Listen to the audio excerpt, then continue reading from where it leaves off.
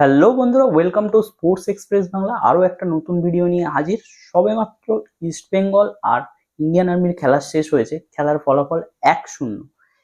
East Bengal সকালবেলা বলেছিলাম আমি ভিডিওতে যে ইস্ট বেঙ্গল এই ম্যাচ জিতবেই, সেটা 90 মিনিটের মধ্যে গোল করলে যে কোনো প্রকারে জিতবে। একমাত্র যদি 90 মিনিট ছাড়া পেনাল্টি শুট আউট হয় তখনই খেলাটা 50-50 হবে, যে কেউ জিততে পারে। সেদিক থেকে দেখতে গেলেও লাচেম্পা আজকে খেলছিল, লাচেম্পা এগিয়েছিল মানে গোলকিপার দুজনের মধ্যে।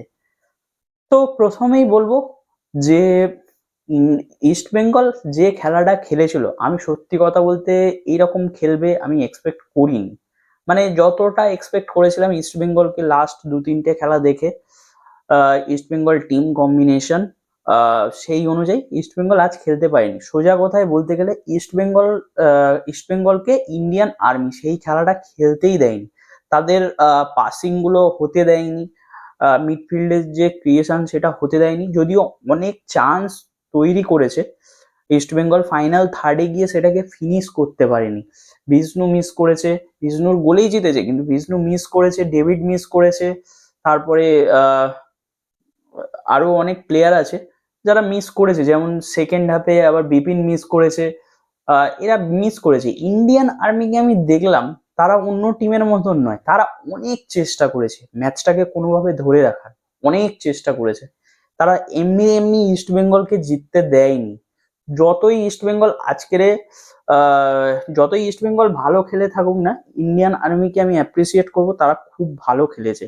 মানে তাদের টিম গেম অনুযায়ী একটা সেমি কি বলবো সেমি প্রফেশনাল টিম, এটা পুরোপুরি প্রফেশনাল নয়। তারা অফ টাইমে খেলে পুরো, মানে এই টুর্নামেন্ট গুলোই খেলে, ডুরান্ড কাপ বা ছোটখাটো যেসব ডেথের টুর্নামেন্ট গুলো হয় সেইগুলোই খেলে। তার সত্ত্বেও ইন্ডিয়ান আর্মি যে খেলাটা খেলেছে সেটা কিন্তু খুব খারাপ খেলা নয়। ইস্ট বেঙ্গলের মতন টিমের বিরুদ্ধে মাত্র 1 গোল হজম করেছে। আরেকটা জিনিস বলতেই হয়, প্রায় আটকে দিয়েছিল ইস্ট বেঙ্গল, প্রায় আটকে দিয়েছিল ইন্ডিয়ান আর্মি ইস্ট বেঙ্গলকে। তার সত্ত্বেও ইস্ট বেঙ্গল এত খারাপ দিনেও, তাদের আজকে খারাপ দিনই আমি বলবো, খুব একটা ভালো খেলতে পারেনি। ফাইনাল থার্ডে গিয়ে ফিনিশ করতে পারছে না, মিডফিল্ডে সেই খেলাটা আগের খেলাগুলোর মতন ক্রিয়েট করতে পারছে না।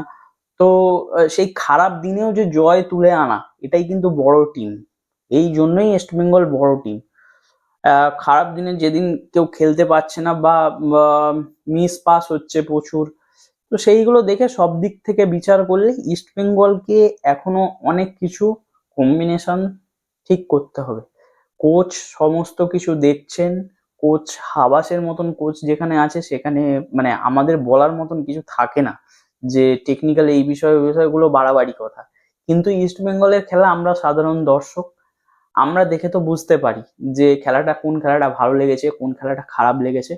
তো সেই অনুযায়ী বলবো ইস্ট বেঙ্গলের খেলা আজকে কিন্তু অতটা ভালো লাগেনি, যদিও ইস্ট বেঙ্গল সেমিফাইনালে পৌঁছে গেছে।